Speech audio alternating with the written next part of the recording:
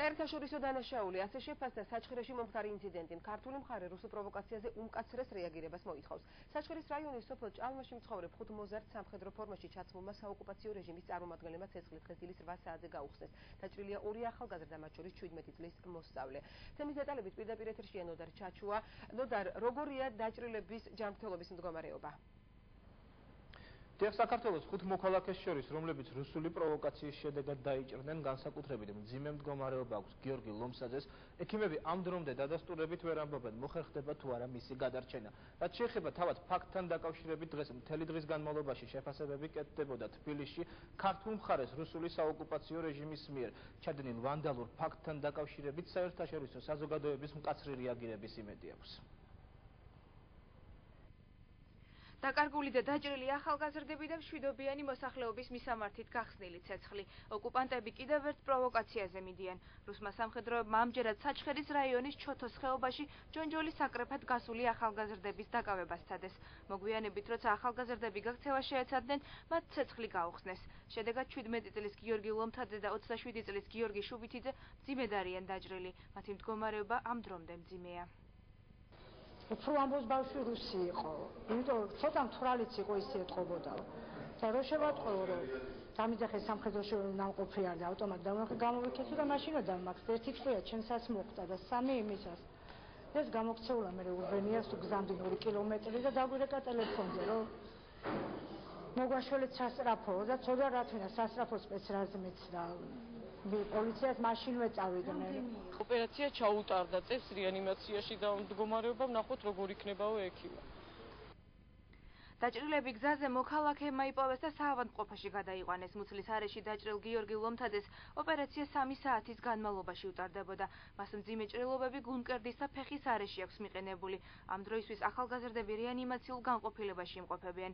კიდევ 8 მოზარდის ბედი კი ჯერჯერობით გაურკვეველია. ისინი ამ დრომდე სახლებში არ დაბრუნებულან. დაუდასტურებელი ინფორმაციით ახალგაზრდები რუსმა ოკუპანტებმა ტყვე დაიყვანეს.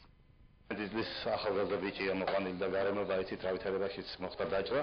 მძიმე დაზიანება აქვს მიღებული ცეცხლსასროლი ჭრილობა წელის არეში შემავალი მუცლის დროში, მუცლის ორგანოების დაზიანებით. წვრილი ნაწლავის გარკვეული მონაკვეთი, მსხვილი ნაწლავი, კონკრეტულად განივი კოლინჯი და სიგნური ნაწლავის სასაზღვრო პატრონმა ამათ გაჩერება მოსთხოვა, ჩვენ მას სადაც გაქცევა და გაქცევის დროს მათ სულში ესროლეს საოკუპაციო რეჟიმის წარმომადგენლებმა. შედეგად 2 ადამიანი დაიჭრა, აქედან ერთი 18 წლის ბავშვი სკოლის მოსწავლე არის საკმაოდ ძიმე მდგომარეობაში, მოხდა გავუკეთა ოპერაცია, მაგრამ ჯერჯერობით ექიმები კარგს ვერ ამბობენ. რუსულ პროვოკაციას საკანონმდებლო ორგანოშიც გამოეხმაურნენ. საქართველოს ხელისუფლება საჩხერის რაიონში რუსი ოკუპანტების მხრიდან ქართველი ახალგაზრდების დაჭრის ფაქტზე მკაცრი რეაქცია ექნება. ამის შესახებ პარლამენტის თავმჯდომარემ განაცხადა. დავით ბაქრაძის შეფასებით, ეს უკვე დანაშაულია მშვიდობიანი მოსახლეობის წინააღმდეგ და ბუნებრივია ქართულ მხარეს მაქსიმალურად მკაცრი რეაქცია ექნება. არის უკვე დანაშაული მშვიდობიანი მოსახლეობის წინააღმდეგ და ბუნებრივია ჩვენ გვექნება მაქსიმალურად მკაცრი რეაქცია.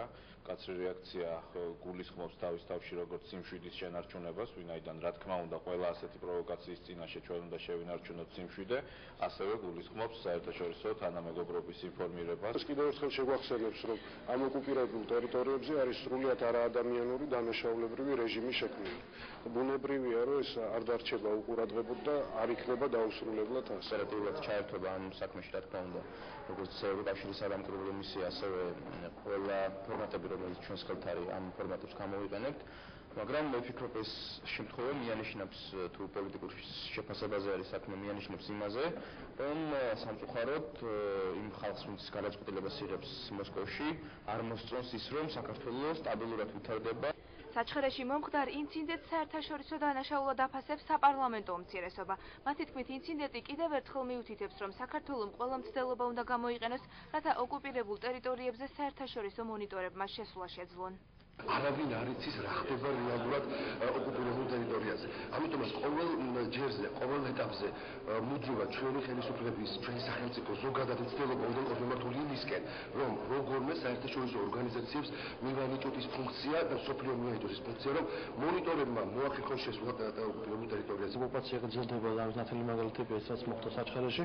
მინდა ხაზი გაუსვა, რომ არ გამორიცხავს სიტუაციის დაძაბულოს საზღვრებზე, იმიტომ რომ ესაც ქვეყანაში იძაბება მდგომარეობა ხდება რაღაც ვთქვათ, გარკვეული მანიფესტაციები და აქციები და გარკვეული რაღაც საკითხები, ამ მომენტში ჩვენ თუ შევადარებთ და გადავხედავთ მდგომარეობას, ნახავთ, რომ ამ მომენტში ყოველთვის ადრე სიტუაცია ეძაბება. საჩხერის რაიონში რუსი ოკუპანტების მიერ მშვიდობიანი მოსახლეობის მისამართით აგრესიული ქმედების ეს პირველი შემთხვევა არ არის.